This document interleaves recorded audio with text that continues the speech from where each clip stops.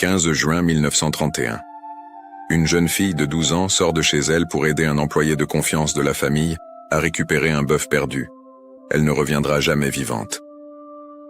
Ce qui s'est passé dans cette forêt isolée de Santa Catarina fut l'un des crimes les plus brutaux de la région, mais aussi l'un des témoignages de courage et de foi les plus puissants jamais enregistrés au Brésil. Lorsque le meurtrier a finalement avoué, ses paroles ont révélé quelque chose d'extraordinaire.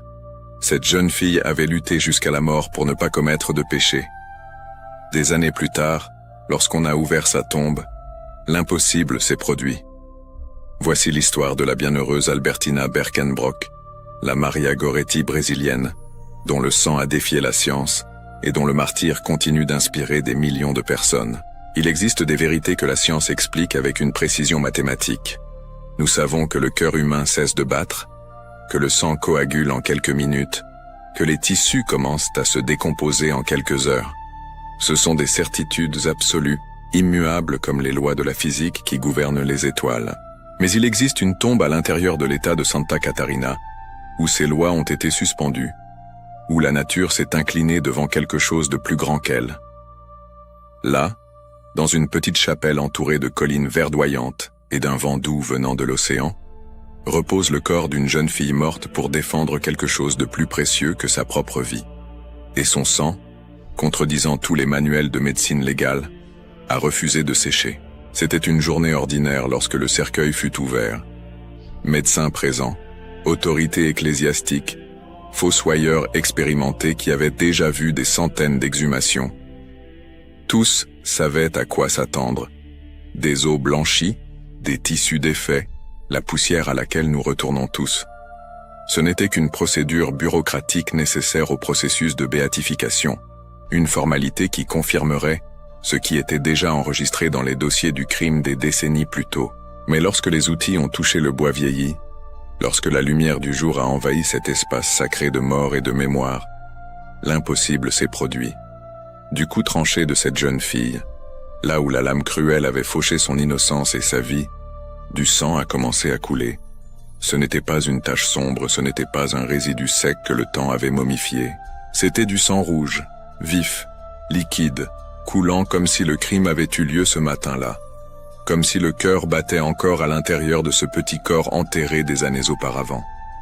Les médecins se sont regardés, cherchant des explications que la science ne pouvait fournir.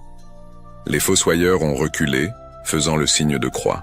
Les membres de la famille ont pleuré, reconnaissant dans ce signe la confirmation de ce qu'ils avaient toujours su. Ici ne gisait pas seulement une victime, mais une martyre. C'est l'histoire d'Albertina Berkenbrock, la fille qui a préféré mourir plutôt que de pécher. L'enfant qui a affronté un monstre dans une forêt et a vaincu non par la force physique, mais par un courage spirituel si puissant que même son corps a refusé d'accepter le silence de la mort. Pour comprendre l'ampleur de ce mystère, nous devons remonter le temps, traverser les décennies jusqu'en 1931, lorsque Santa Catarina était encore un territoire de colonisation récente, où les familles allemandes construisaient leur vie entre la Terre Rouge et la foi inébranlable apportée de l'autre côté de l'océan. Imaginez une petite communauté appelée São Luís, dans la municipalité d'Imarui. Les maisons étaient simples, construites avec du bois et de la sueur, chaque planche représentant des jours de dur labeur. Les routes étaient en terre battue, poussiéreuses en été, boueuses en hiver. Il n'y avait pas de luxe, pas de distraction moderne. La vie était régie par le soleil, par le travail au champ, par les prières en latin qui résonnaient dans la petite église le dimanche. C'était un monde où les enfants apprenaient dès leur plus jeune âge la valeur de l'honnêteté, du travail, du respect des aînés. Et c'était un monde où la foi catholique n'était pas seulement une tradition sociale, mais le fondement même sur lequel chaque famille construisait son existence. C'est dans ce décor qu'est née et a grandi Albertina. À 12 ans, elle n'était déjà plus une enfant aux yeux de cette communauté. Dans la culture rurale de l'époque, à 12 ans, une fille aidait déjà aux tâches ménagères les plus lourdes, s'occupait déjà de ses jeunes frères et sœurs, comprenait déjà les responsabilités de la vie adulte qui approchait. Mais Albertina possédait quelque chose qui la différenciait des autres enfants de son âge. Il y avait en elle un sérieux spirituel, une conscience morale qui impressionnait même les adultes. Elle ne faisait pas semblant de prier pendant que son esprit vagabondait vers d'autres pensées. Lorsqu'elle s'agenouillait pour la prière, ses yeux clairs se fixaient sur le crucifix, avec une intensité qui révélait une âme en profonde communion avec Dieu.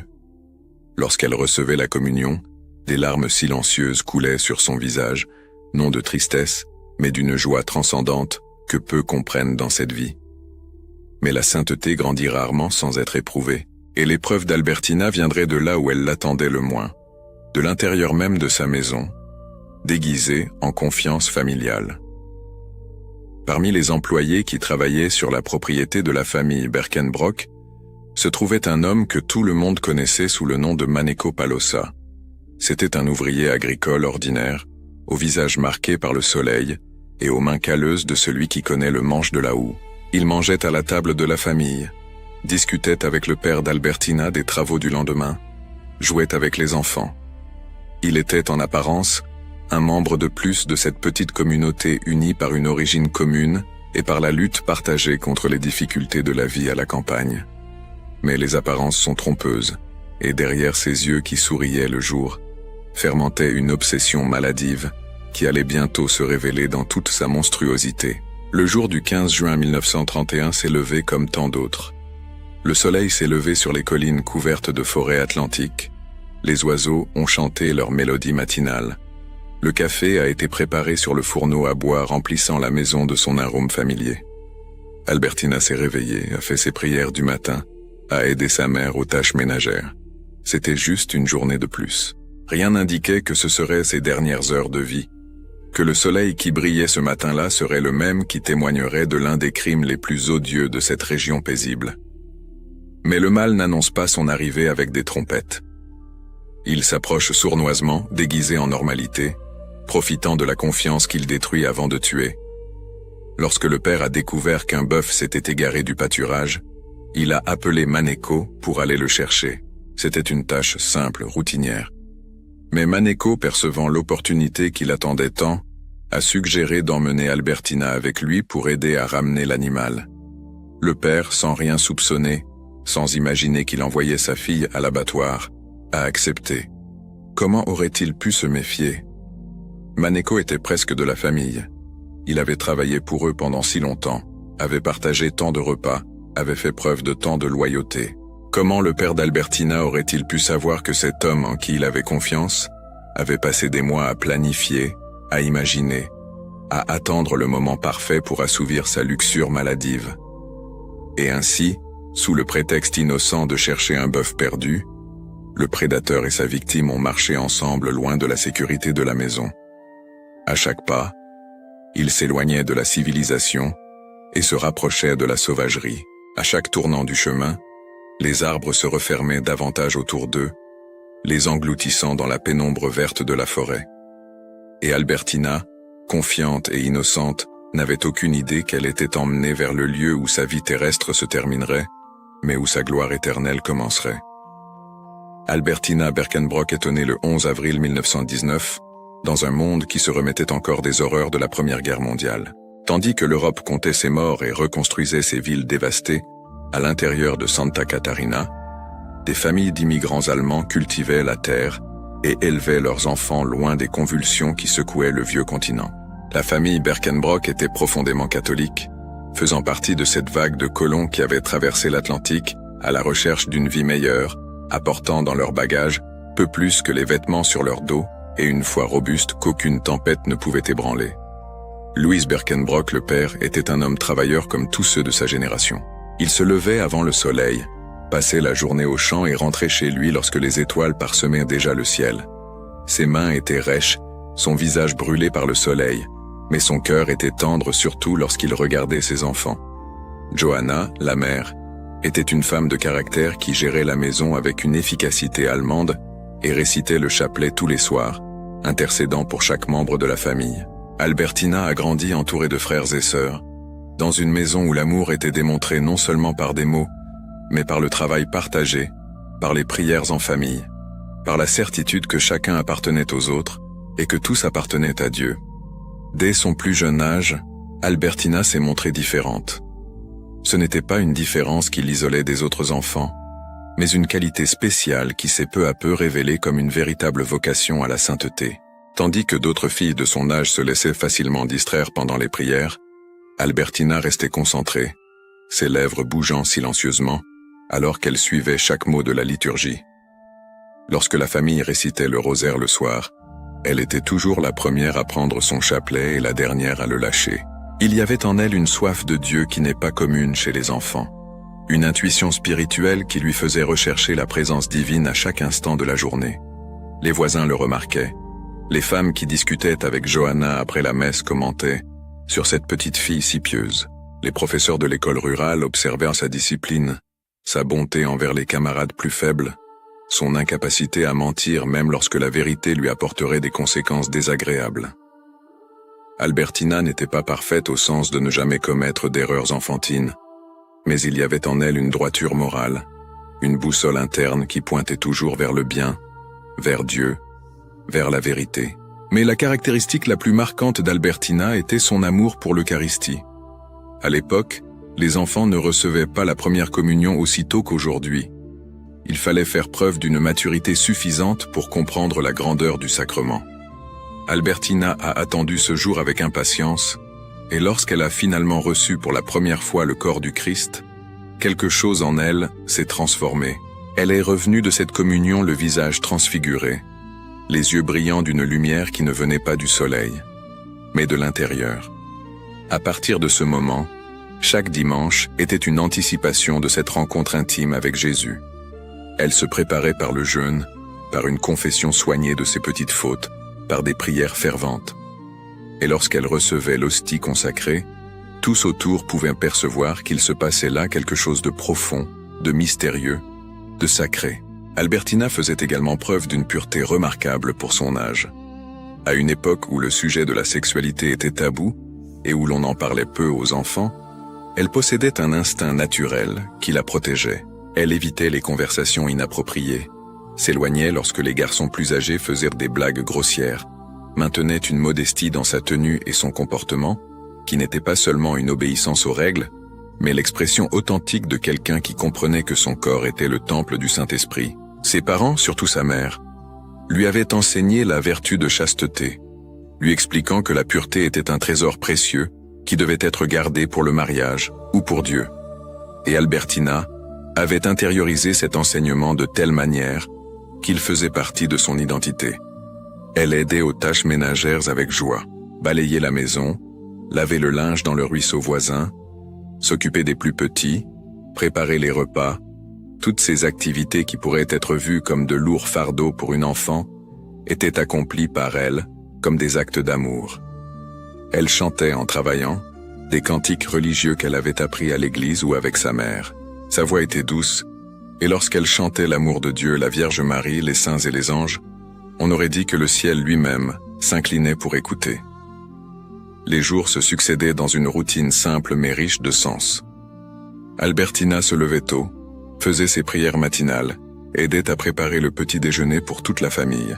Ensuite, elle allait à l'école rurale où elle apprenait les premières lettres, l'arithmétique de base, les histoires sacrées qui nourrissaient son imagination spirituelle.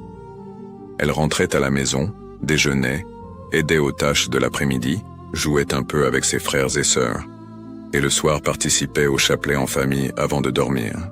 Il n'y avait rien d'extraordinaire dans ces journées, mais Albertina avait appris le secret des saints, faire les choses ordinaires avec un amour extraordinaire. Elle avait des amis dans la communauté. Elle rendait visite à d'autres familles avec ses parents, participait aux fêtes religieuses qui marquaient le calendrier liturgique. Mais même dans ces moments de joie et de convivialité, il y avait quelque chose en elle qui pointait vers l'au-delà. Lorsque d'autres enfants ne s'enthousiasmaient que pour les sucreries et les jeux des fêtes, Albertina était émue par les processions, par les chants, par la beauté des célébrations religieuses.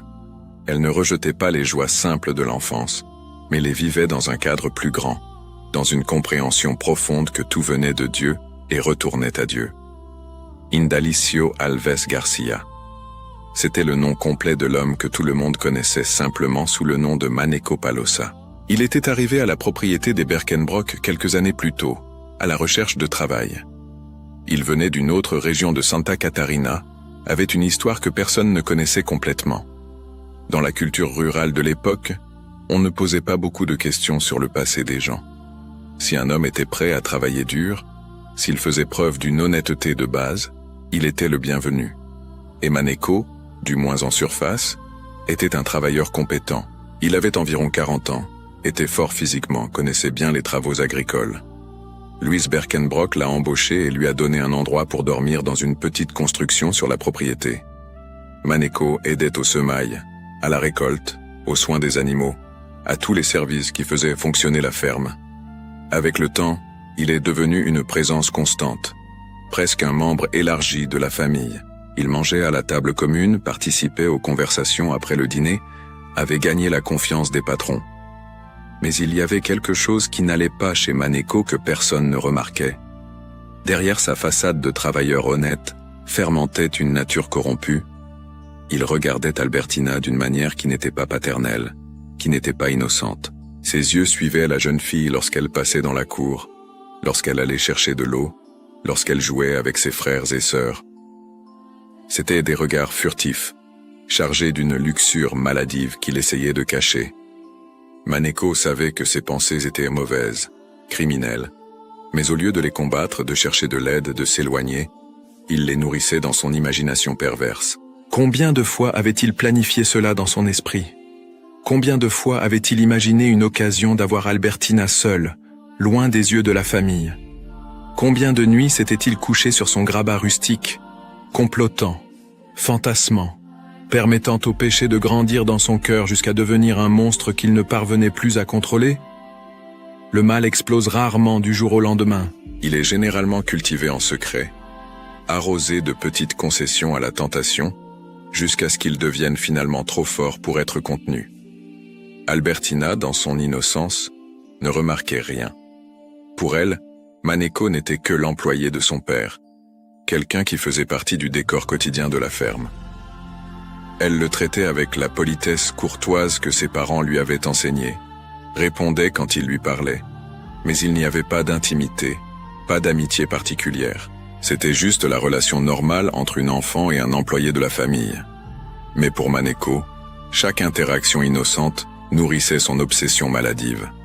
Chaque fois qu'Albertina lui adressait une salutation gentille, son esprit distordu l'interprétait comme un encouragement. Il vivait dans un monde de fantasmes où il croyait qu'elle correspondait à ses sentiments pervers, que ce n'était qu'une question de temps et d'opportunité. L'opportunité qu'il attendait est arrivée cet après-midi de juin.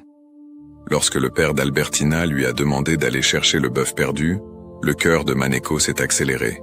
C'était là la chance qu'il avait imaginée tant de fois.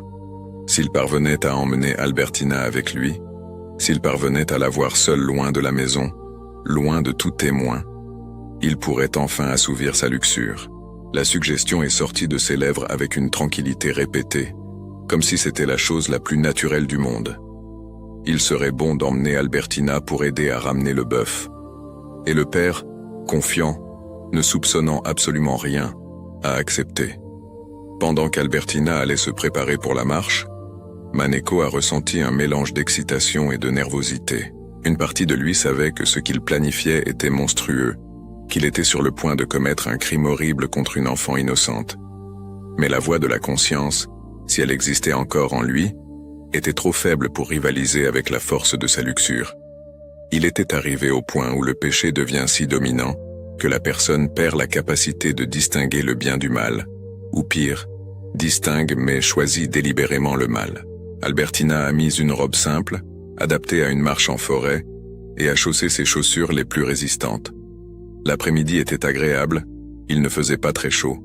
Elle n'a pas fait d'adieu élaboré à sa mère, n'a pas embrassé ses frères et sœurs de manière spéciale. Elle ne savait pas qu'elle ne reviendrait pas vivante, n'avait aucune prémonition de la tragédie imminente. Elle est simplement sortie par la porte, a traversé la cour et a rejoint Maneko qui l'attendait près du portail. Ils ont commencé à marcher. Au début, ils ont suivi un chemin connu, un sentier qui menait aux pâturages les plus éloignés où le bétail avait l'habitude de paître. Albertina marchait d'un pas léger, observant la nature autour d'elle. Le chant des oiseaux remplissait l'air, le vent balançait la cime des arbres, le soleil filtré par les feuilles créait des motifs d'ombre et de lumière sur le sol. C'était beau, paisible, Rien n'indiquait l'horreur qui était sur le point de se produire.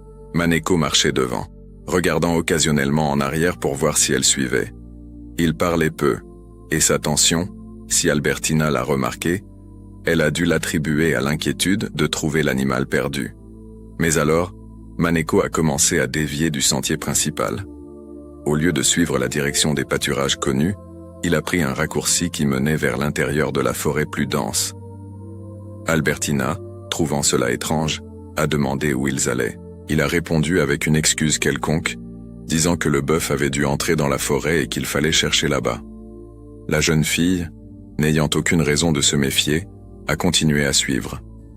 La végétation était maintenant plus fermée, les branches griffaient ses bras, le sol était couvert de feuilles sèches qui craquaient sous ses pieds. Il s'éloignait de plus en plus de tout endroit où il pourrait être vu ou entendu.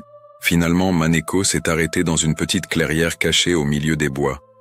Il n'y avait pas de maison à proximité, pas de chemin visible. C'était un endroit isolé où personne ne viendrait par hasard. Albertina a regardé autour d'elle, cherchant le bœuf, mais il n'y avait aucun animal en vue. Une inquiétude a commencé à grandir dans sa poitrine. Quelque chose n'allait pas. Le comportement de Maneko avait changé. Il ne cherchait plus le bœuf. Il la fixait avec une expression qu'elle n'avait jamais vue auparavant, une expression qui faisait trembler tout son corps d'une peur instinctive et profonde. Et alors Maneko s'est jeté sur elle. Ce qui s'est passé dans les minutes suivantes fut une lutte désespérée et inégale. Maneko, avec sa force d'homme adulte, a jeté Albertina sur le sol couvert de feuilles. Elle a crié, mais les cris ont été étouffés par la forêt dense. Il a essayé de déchirer ses vêtements, ses mains brutales violant le corps qu'elle avait toujours gardé avec tant de soin.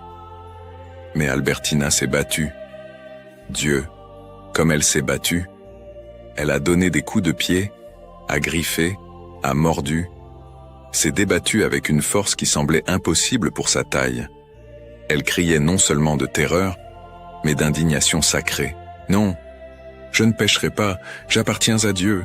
Ces mots exacts à ce moment-là sont restés à jamais entre elle et son agresseur, mais des témoignages ultérieurs indiqueraient l'essence de sa résistance.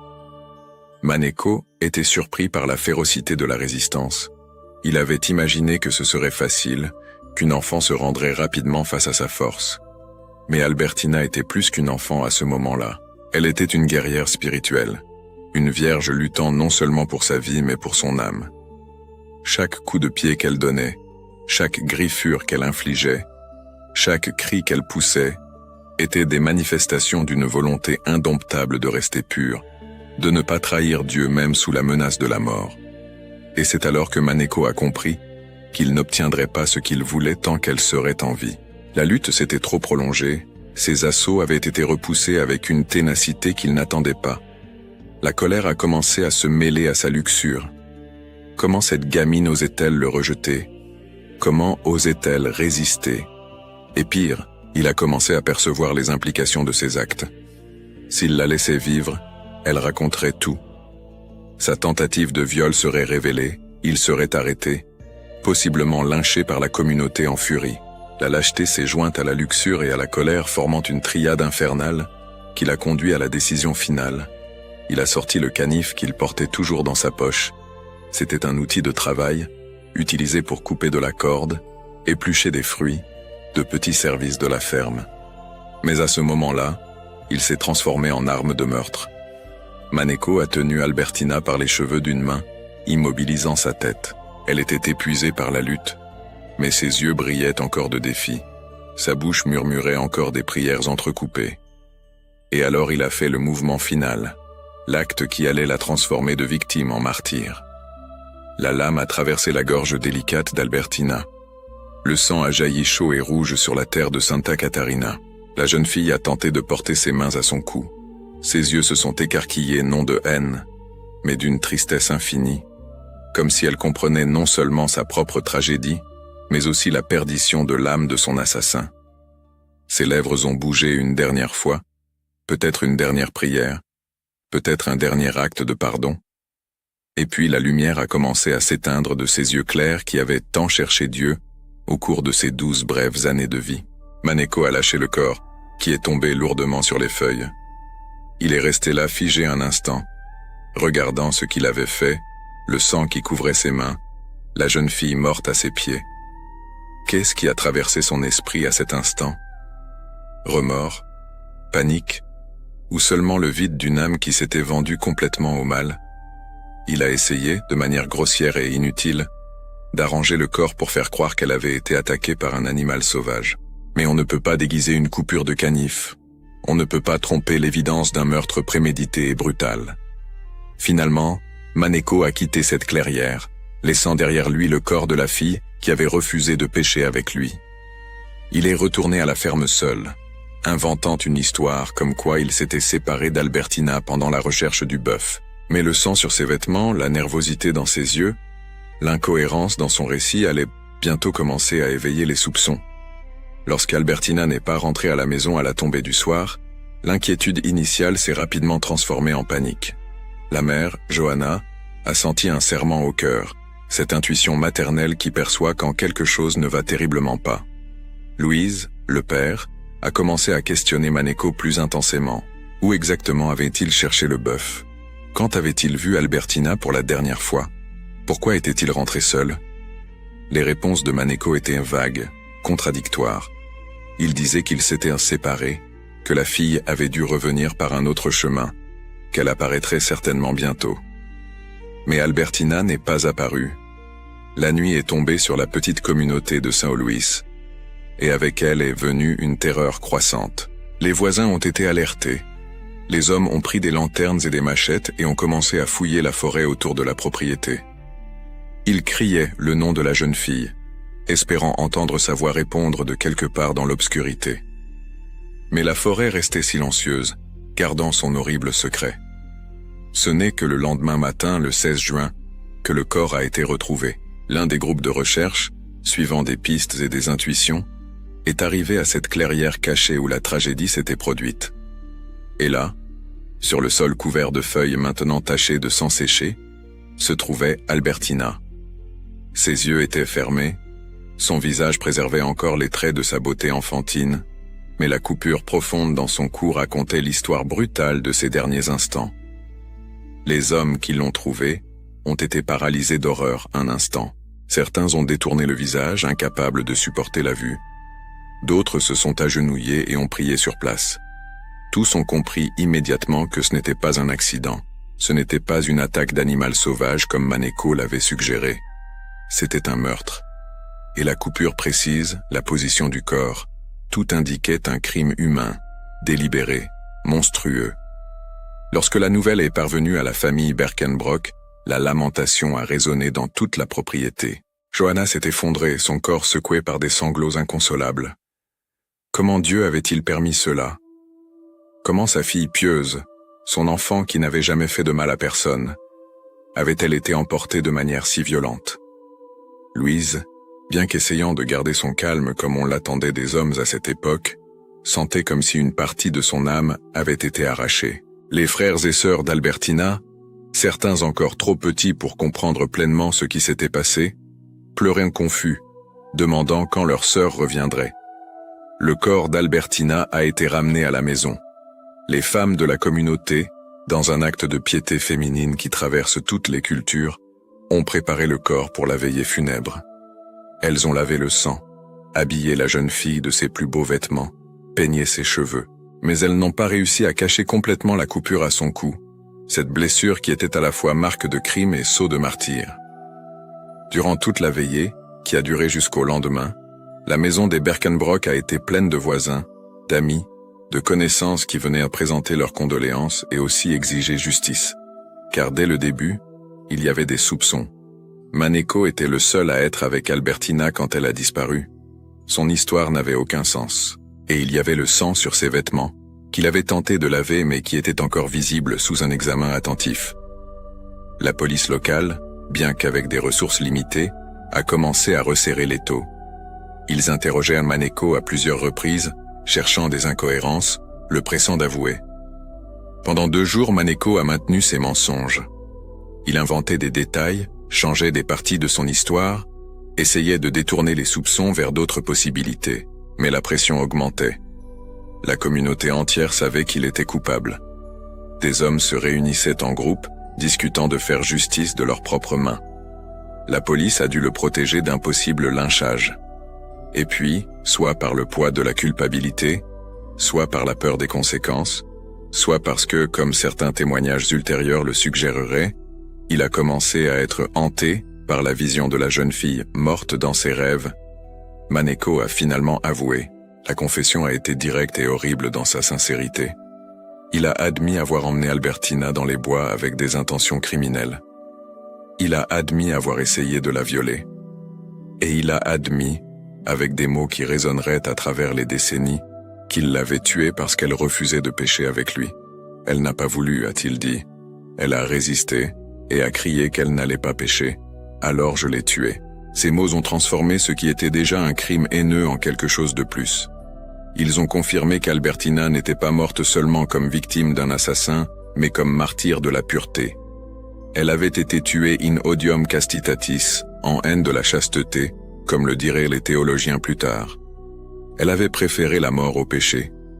Elle avait donné sa vie en défendant non seulement son corps, mais son âme. Et cette réalisation, bien qu'elle ne diminuât pas la douleur de la famille, a commencé à transformer le deuil en vénération. L'enterrement d'Albertina fut un événement qui a réuni pratiquement toute la communauté de São Luís et des régions voisines. Le petit cimetière local n'avait jamais vu autant de monde. Les gens venaient non seulement pour pleurer la mort d'une enfant, mais pour honorer ce qu'elle représentait. Les prêtres qui ont célébré la messe de funérailles ont parlé du martyre, du courage de préférer la mort au péché, de l'exemple lumineux que cette jeune fille avait laissé. Pendant le cortège, les femmes jetaient des fleurs sur le cercueil. Les hommes retirèrent leurs chapeaux et faisèrent le signe de croix. Les enfants, camarades d'école d'Albertina, pleuraient sans comprendre complètement pourquoi leur ami n'était plus là. Et lorsque le corps a finalement été mis en terre, lorsque la première pelletée de terre est tombée sur le cercueil, un silence solennel a couvert le cimetière. Ce n'était pas seulement le silence du deuil. C'était le silence de la révérence devant quelque chose de sacré. Maneko a été jugé et condamné. Il a passé des années en prison. Des témoignages ultérieurs suggèrent qu'il a vécu tourmenté par ce qu'il avait fait. Certains disent qu'il s'est converti en prison, qu'il a cherché le repentir sincère, qu'il a demandé pardon à Dieu même en sachant qu'il n'aurait plus jamais une paix complète dans cette vie. D'autres disent qu'il est mort encore prisonnier de son remords, incapable de se pardonner malgré la miséricorde divine étant disponible. Quoi qu'il en soit, son histoire sert de terrible avertissement sur là où la luxure incontrôlée et le rejet de la conscience peuvent mener une âme. Mais l'histoire ne s'est pas terminée avec l'enterrement. En vérité, elle ne faisait que commencer. Presque immédiatement, des gens ont commencé à visiter la tombe d'Albertina.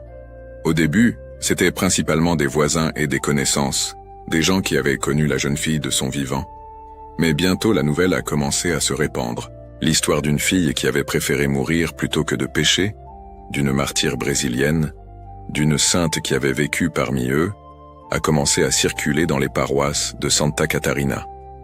Et alors, ont commencé les récits de grâces obtenues. Une femme qui avait prié près de la tombe d'Albertina a été guérie d'une maladie que les médecins avaient dite incurable. Un homme qui était sur le point de perdre sa ferme a reçu une aide inattendue après avoir demandé l'intercession de la fille martyre. Des enfants malades allaient mieux après que leur mère promettait de visiter la tombe d'Albertina si elle intercédait pour eux.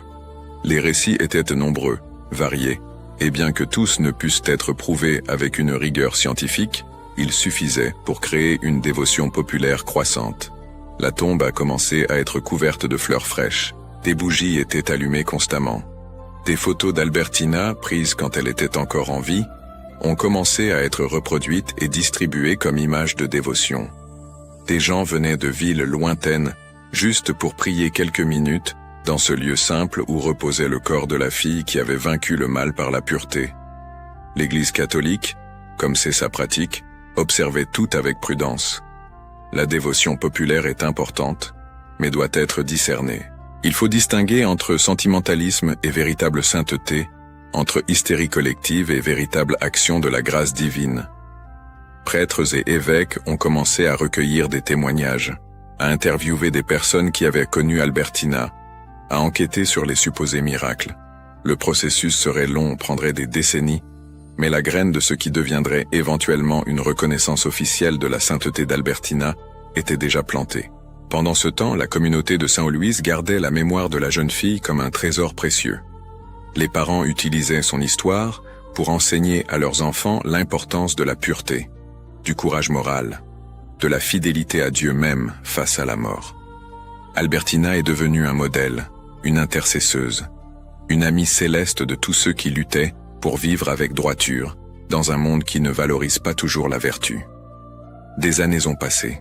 La dévotion à Albertina Berkenbrock a continué de croître, mais maintenant il y avait un processus officiel en cours. Le diocèse de Tubarão, responsable de la région, avait formellement initié l'enquête sur la vie, les vertus et le martyre d'Albertina.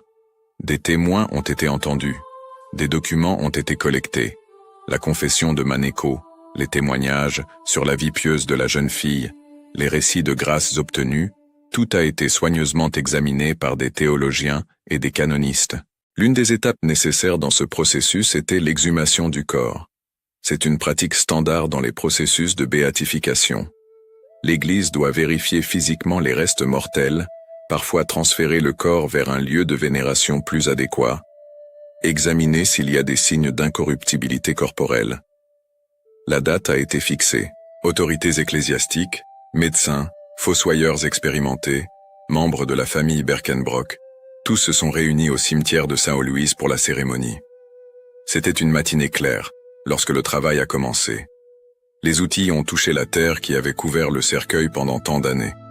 Couche après couche, la terre a été retirée soigneusement. Finalement, le cercueil était exposé.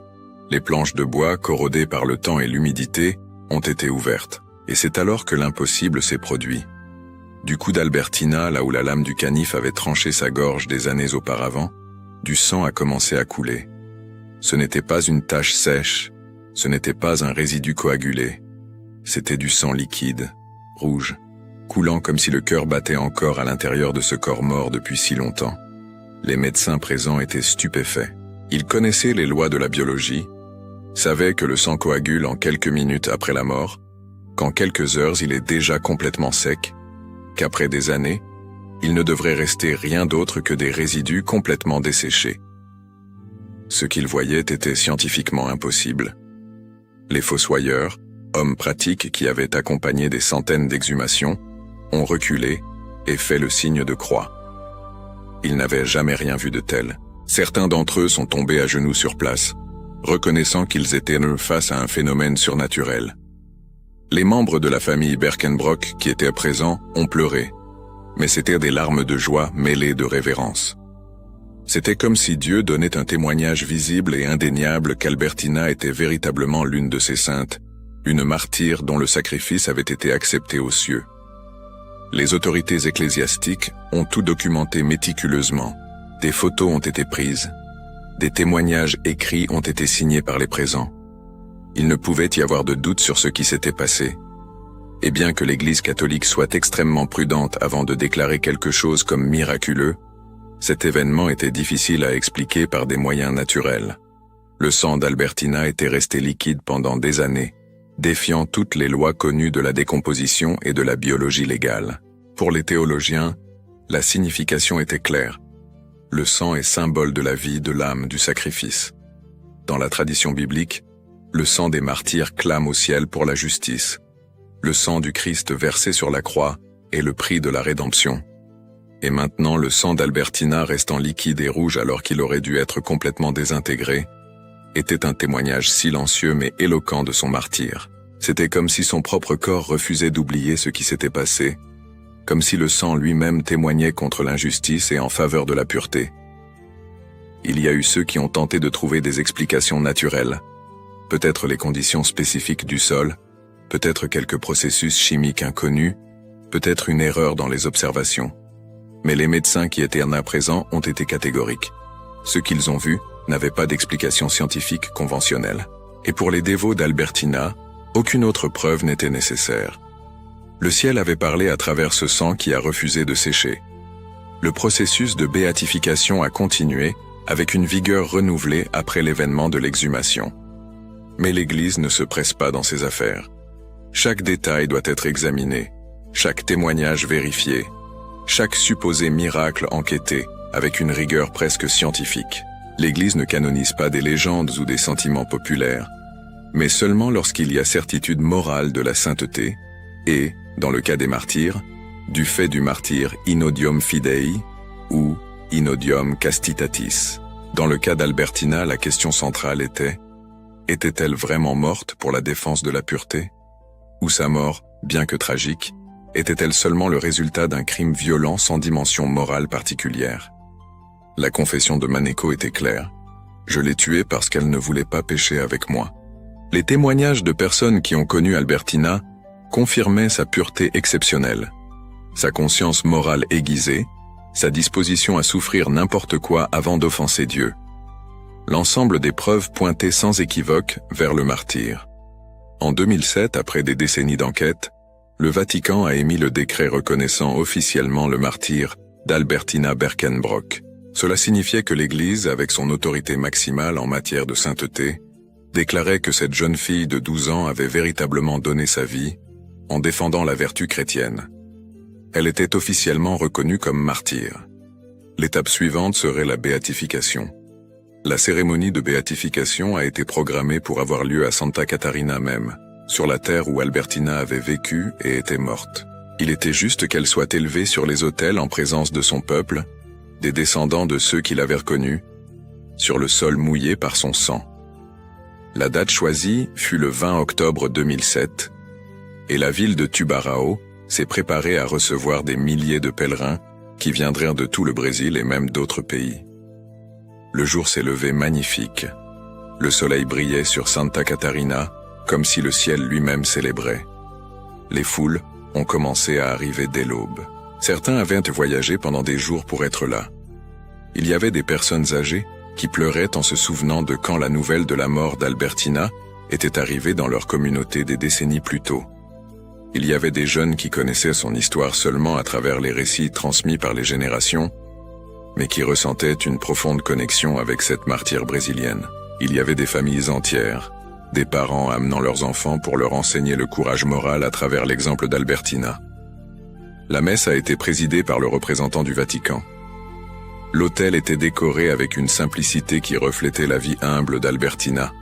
Son image, prise quelques mois avant sa mort, montrait une jolie fille, aux yeux clairs et à l'expression sereine, avec un léger sourire qui révélait tant l'innocence que la profondeur spirituelle.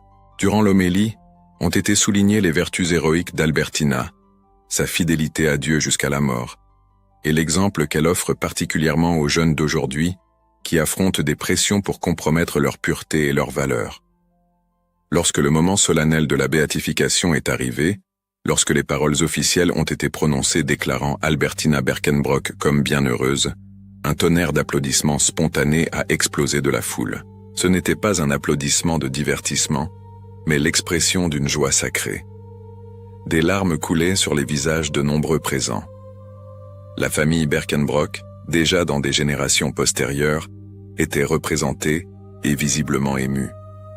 Albertina, la fille de Saint Louis, avait été officiellement reconnue par l'Église universelle comme modèle de sainteté.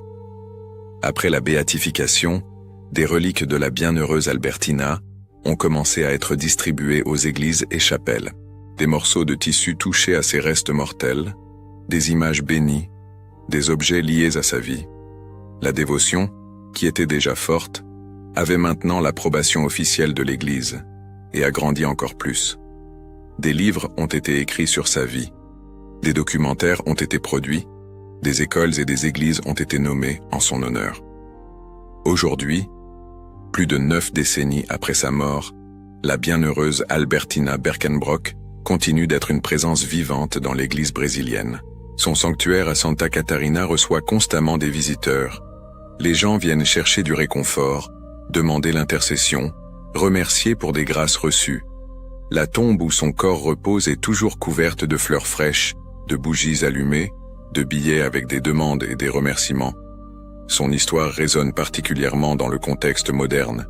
Nous vivons dans une culture qui traite souvent la pureté comme un concept dépassé, qui ridiculise la chasteté, qui presse particulièrement les jeunes à compromettre leurs valeurs morales.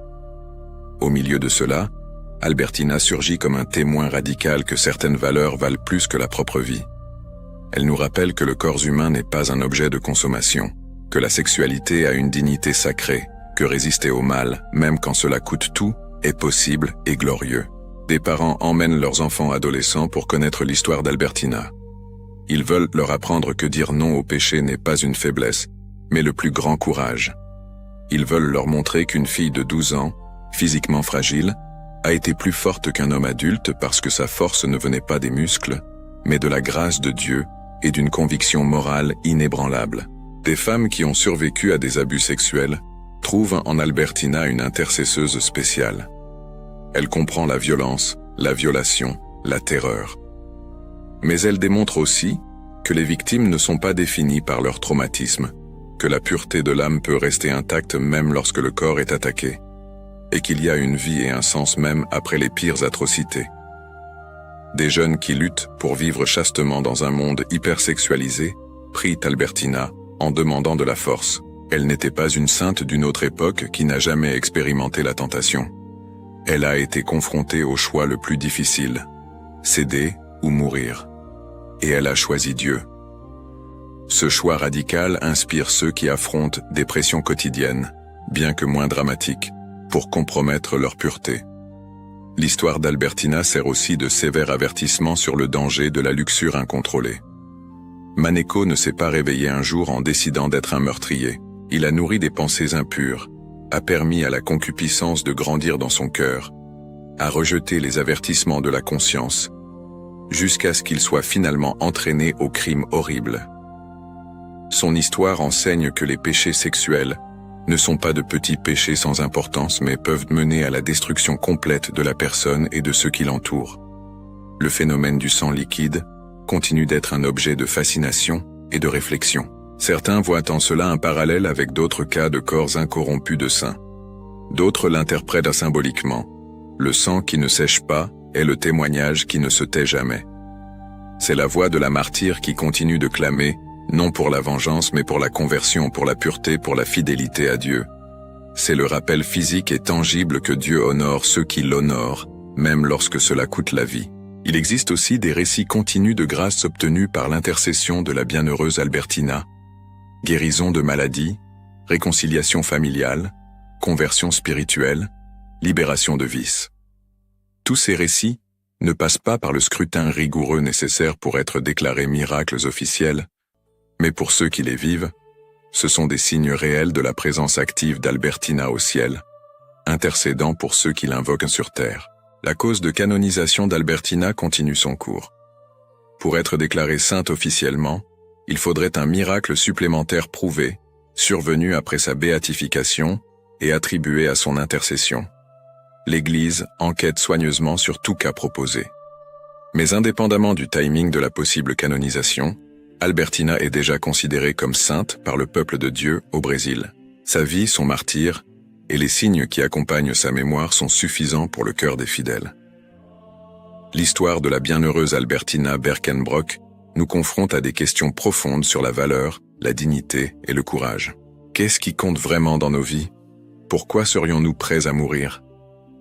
Dans une culture qui mesure souvent tout en termes de plaisir, de confort et d'épanouissement personnel, une fille de 12 ans à l'intérieur du Brésil a décidé qu'il y avait quelque chose de plus important que la propre vie, la fidélité à Dieu et l'intégrité de l'âme. Son choix n'a pas été facile. Nous ne devons pas romancer le martyr. Albertina a ressenti la peur dans cette forêt. Elle a ressenti la douleur lorsqu'elle a été attaquée. Elle a ressenti la terreur de la mort s'approchant. Mais au milieu de tout cela, elle a maintenu son choix fondamental, ne pas pécher. Ce choix l'a placée dans la grande tradition des martyrs chrétiens, depuis les premiers siècles jusqu'à aujourd'hui, des personnes qui ont compris qu'il y a des choses pires que la mort et des trésors plus précieux que la vie physique. Le phénomène du sang liquide ajoute une dimension extraordinaire à l'histoire. Dans le langage symbolique de la foi, le sang représente la vie, le sacrifice, le témoignage. Le sang d'Abel a clamé au ciel pour la justice. Le sang du Christ a racheté l'humanité. Et le sang d'Albertina, restant mystérieusement liquide des années après sa mort, continue de rendre témoignage. Témoignage de la vérité de son martyre, témoignage de la valeur de la pureté, témoignage que Dieu honore ceux qui l'honorent. Pour nous aujourd'hui, séparés d'Albertina par des décennies et peut-être par des expériences de vie très différentes, son histoire reste pertinente. Elle nous rappelle que la vertu n'est pas démodée, que la pureté n'est pas une faiblesse, que choisir Dieu par-dessus tout n'est pas du fanatisme mais la sagesse suprême. Elle nous met au défi d'examiner nos propres vies. Quels compromis faisons-nous? Quelles petites concessions au mal permettons-nous qui, comme dans le cas de Maneko, peuvent nous mener à des endroits que nous n'avons jamais imaginés? Albertina nous enseigne aussi sur le pouvoir rédempteur de la souffrance offerte à Dieu. Sa mort n'a pas été un gaspillage. Son martyre n'a pas été une défaite. À travers sa mort, elle a apporté la vie spirituelle à d'innombrables personnes. À travers son sang versé, elle a lavé non seulement la terre de Santa Catarina, mais aussi les consciences de beaucoup qui, en connaissant son histoire, ont été poussés à la conversion. Même Maneko, l'assassin selon certains récits, a trouvé le chemin du repentir avant de mourir. Il y a aussi des leçons sur la protection des enfants. L'histoire d'Albertina nous rappelle douloureusement que les prédateurs sont souvent des personnes connues, dignes de confiance, proches. La vigilance aimante des parents n'est pas de la paranoïa, mais une prudence nécessaire. Et les enfants doivent être éduqués sur les dangers, mais aussi sur leur dignité inaliénable, sur le droit de dire non, sur la valeur de crier et de lutter quand quelqu'un tente de les violer.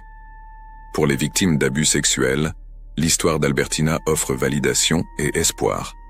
Validation parce qu'elle reconnaît la gravité du crime, la violence réelle qui a été perpétrée. Elle ne minimise pas, ne justifie pas, n'excuse pas. Et elle offre de l'espoir parce qu'elle montre que l'identité de la victime n'est pas déterminée par le crime subi. Albertina n'est pas rappelée comme la fille qui a été attaquée, mais comme la martyre de la pureté. Sa victoire spirituelle a transcendé complètement la violence physique qu'elle a subie. Le chemin vers la sainteté qu'Albertina a parcouru n'est pas pour tous à travers le martyre physique. La plupart d'entre nous ne seront pas appelés à mourir pour la foi de manière si dramatique. Mais nous sommes tous appelés au martyre spirituel quotidien. Mourir à l'égoïsme, à la luxure, à la vanité, à tout ce qui nous sépare de Dieu. Albertina nous montre que cette mort au péché est possible, que la grâce de Dieu est suffisante, que la récompense éternelle vaut n'importe quel sacrifice temporel. Finalement, l'histoire d'Albertina nous rappelle la communion des saints. Elle n'est pas morte au sens absolu. Elle vit en Christ en la présence de Dieu et continue d'intercéder pour nous. Lorsque nous visitons sa tombe, lorsque nous invoquons son nom, lorsque nous méditons sur sa vie, nous établissons une connexion réelle avec cette jeune martyre qui nous comprend, qui prie pour nous, qui désire nous voir aussi atteindre la sainteté. Le sang qui n'a pas séché est le symbole parfait de cette vérité. Comme ce sang est resté vivant en défiant toutes les lois de la nature, ainsi Albertina reste vivante dans l'Église. Son influence non diminuée par le passage des années, son témoignage aussi puissant aujourd'hui qu'il l'était ce jour tragique de juin 1931. Lorsque nous regardons l'image sereine de la bienheureuse Albertina, cette fille aux yeux clairs et au sourire doux, il est facile d'oublier la violence de sa mort et de se concentrer seulement sur la beauté de sa vie. C'est peut-être ce qu'elle désire.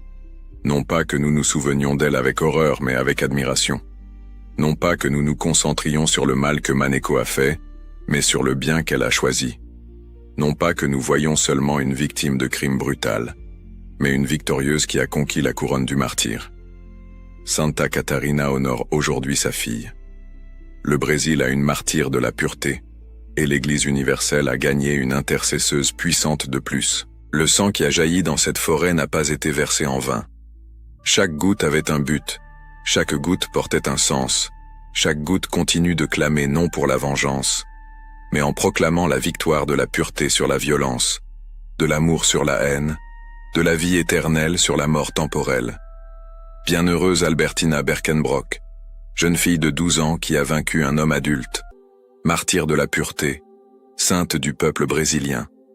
Priez pour nous, que nous puissions avoir une fraction de votre courage lorsque nous serons éprouvés, que nous puissions choisir Dieu par-dessus tout, quoi qu'il en coûte, et que, à la fin, nous puissions être à vos côtés dans l'éternité, où il n'y a plus de larmes, ni de douleur, ni de mort, mais seulement la joie infinie de ceux qui sont restés fidèles jusqu'à la fin, Son sang a parlé.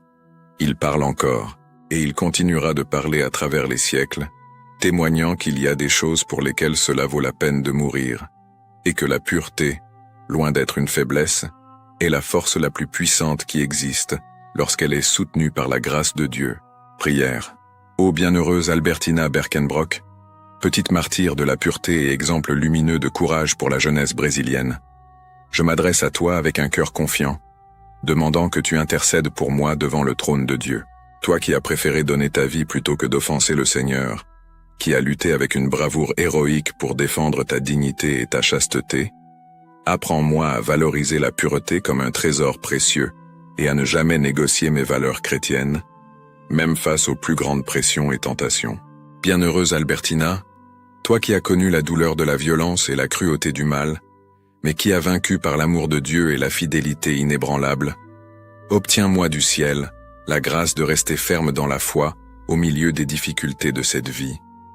Intercède particulièrement pour les enfants et les jeunes qui affrontent aujourd'hui tant de dangers, protège-les de tout mal, garde leur innocence et inspire-leur le courage de résister au péché. J'implore aussi, chère bienheureuse Albertina, la grâce que je te demande humblement en ce moment. Faites ici votre demande personnelle, que ton sang, qui est miraculeusement resté vivant en défiant les lois de la nature, soit un témoignage constant que la sainteté vaut plus que la propre vie et que Dieu glorifie ceux qui l'honorent.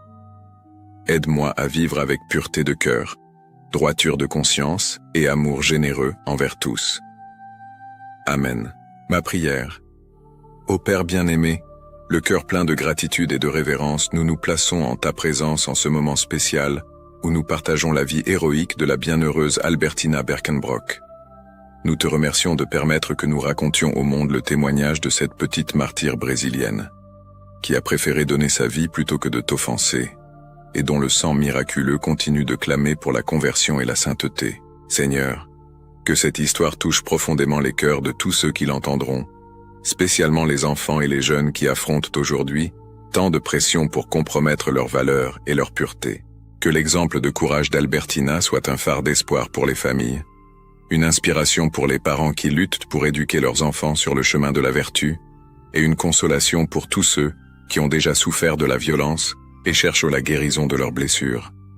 Nous reconnaissons notre petitesse devant la grandeur de cet appel. Seuls, nous ne pouvons rien faire. Mais nous avons confiance que tu nous utilises comme d'humbles instruments pour semer les graines de la foi à travers les biographies sacrées de ceux qui t'ont aimé héroïquement. Que chaque parole prononcée dans cette vidéo soit ointe par ton Saint-Esprit, que chaque image touche les âmes, que chaque minute de ce récit rapproche les auditeurs de toi. Bénis cette chaîne, Seigneur, et tous ceux qui arrivent ici en cherchant la connaissance, l'inspiration et le renforcement spirituel. Que notre communauté grandisse non seulement en nombre, mais surtout en sainteté et en amour fraternel. Nous te consacrons ce travail, notre voix, notre temps et notre effort. Que tout ce que nous faisons soit pour ta plus grande gloire et pour l'édification de ton royaume. Que l'intercession de la bienheureuse Albertina Berkenbrock nous accompagne dans cette mission d'évangélisation à travers les histoires sacrées, au nom de Jésus-Christ, notre Seigneur et Sauveur. Amen. L'histoire de la bienheureuse Albertina Berkenbrock nous laisse une question qui résonne à travers les décennies et traverse les générations. Pourquoi cela vaut-il vraiment la peine de lutter? Dans un monde où tout semble avoir un prix, où les valeurs sont souvent négociées par commodité, une fille de 12 ans à l'intérieur du Brésil nous a enseigné qu'il existe quelque chose de plus précieux que la propre vie. Elle nous a montré que la dignité humaine n'est pas à vendre, que la pureté n'est pas une faiblesse mais une force monumentale, et que choisir Dieu par-dessus tout n'est pas du fanatisme, mais la décision la plus sage qu'un être humain puisse prendre. Le sang qui a coulé de ce coup tranché il y a plus de 9 décennies continue de parler aujourd'hui. Pas seulement le sang physique qui est miraculeusement resté liquide en défiant toutes les lois de la science, mais le sang du témoignage qui ne peut être réduit au silence. Chaque goutte versée dans cette forêt de Santa Catarina porte un message urgent pour notre temps.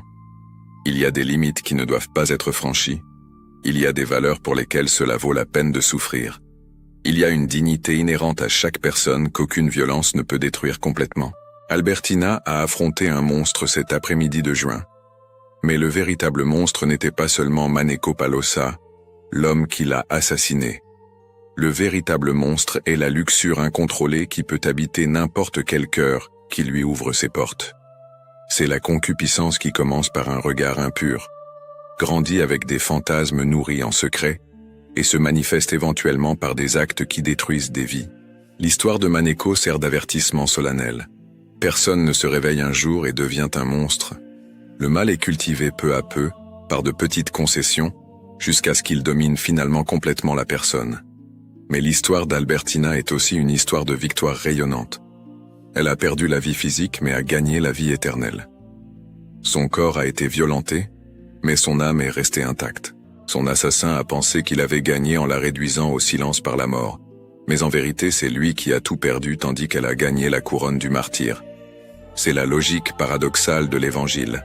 Celui qui perd sa vie par amour pour le Christ, la trouve. Celui qui cherche à la sauver à tout prix, la perd. Pour les jeunes d'aujourd'hui qui affrontent des pressions constantes pour compromettre leur pureté, Albertina offre un exemple puissant. Elle montre que dire non au péché n'est pas une répression, mais une libération. Que garder le corps et l'âme pour Dieu ou pour le mariage légitime n'est pas démodé, mais une sagesse profonde. Que résister aux tentations sexuelles si prévalentes dans notre culture n'est pas impossible lorsque nous comptons sur la grâce divine et maintenons une conscience claire sur nos valeurs fondamentales. Pour les victimes d'abus sexuels qui portent des cicatrices profondes, Albertina témoigne de quelque chose de crucial. L'identité n'est pas déterminée par la violence subie. Elle a été attaquée brutalement, mais elle n'est pas rappelée comme une victime pathétique. Elle est vénérée comme une martyre victorieuse. Sa pureté essentielle n'a pas été souillée par le crime qu'elle a subi. Et son exemple nous enseigne que la guérison est possible, que la vie peut avoir un sens à nouveau, que des cendres de la tragédie peut naître un témoignage puissant d'espoir. Pour les parents qui éduquent des enfants dans ce monde complexe, Albertina rappelle l'importance vitale de former des consciences droites dès le plus jeune âge. Elle n'avait que 12 ans, mais possédait déjà une clarté morale suffisante pour faire le choix le plus difficile qu'un être humain puisse faire. Cette clarté n'a pas surgi de nulle part. Elle a été cultivée par des parents pieux qui ont enseigné, par l'exemple et par la parole, que Dieu vient toujours en premier, qu'une éducation religieuse profonde n'est pas optionnelle, mais essentielle. Le miracle du sang incorruptible ajoute un sceau divin au récit. C'était comme si Dieu voulait qu'il soit clair pour tout sceptique qu'ici ne se trouvait pas seulement une fille morte tragiquement, mais une sainte dont le sacrifice avait une valeur éternelle. Les médecins n'ont pas pu expliquer. La science est restée muette, mais la foi a compris parfaitement. C'était le témoignage visible qu'Albertina avait été acceptée aux cieux comme martyr authentique. Aujourd'hui, lorsque nous visitons le sanctuaire de la bienheureuse Albertina à Santa Catarina, lorsque nous nous agenouillons devant ses reliques, lorsque nous invoquons son intercession, nous établissons une connexion réelle avec cette fille courageuse qui a préféré mourir plutôt que de pécher. Elle n'est pas loin de nous. Dans la communion des saints, elle vit, intercède, accompagne notre voyage. Et son plus grand désir est que nous atteignions aussi la sainteté, que nous fassions les bons choix lorsque nous serons éprouvés, que nous restions fidèles à Dieu jusqu'à la fin. Si cette histoire a touché votre cœur, si le témoignage de la bienheureuse Albertina Berkenbrock vous a inspiré, ne gardez pas cela juste pour vous. Abonnez-vous à la chaîne Histoire Sacrée, la vie des saints pour connaître plus de vies extraordinaires d'hommes et de femmes qui ont aimé Dieu par-dessus tout. Partagez cette vidéo avec votre famille, vos amis, spécialement avec les jeunes qui ont besoin d'entendre que la pureté est possible et précieuse. Laissez votre like pour que ce message atteigne encore plus de personnes qui ont besoin d'être touchées par ce témoignage puissant. Et maintenant une question pour réflexion. Si vous étiez à la place d'Albertina à ce moment terrible, auriez-vous le même courage de choisir Dieu au-dessus de votre propre vie? Laissez votre réponse dans les commentaires. Partagez vos réflexions, vos luttes, vos victoires. Cette communauté est un espace sûr où nous pouvons nous fortifier mutuellement dans la foi. Ne partez pas encore. Là-haut apparaît une vidéo choisie spécialement pour vous, une autre histoire sacrée qui va édifier votre âme et renforcer votre cheminement spirituel. Continuez avec nous dans ce voyage de découverte des trésors de la sainteté. Que l'intercession de la bienheureuse Albertina Berkenbrock soit avec vous et votre famille, protégeant, inspirant et conduisant tous à la sainteté. À la prochaine vidéo.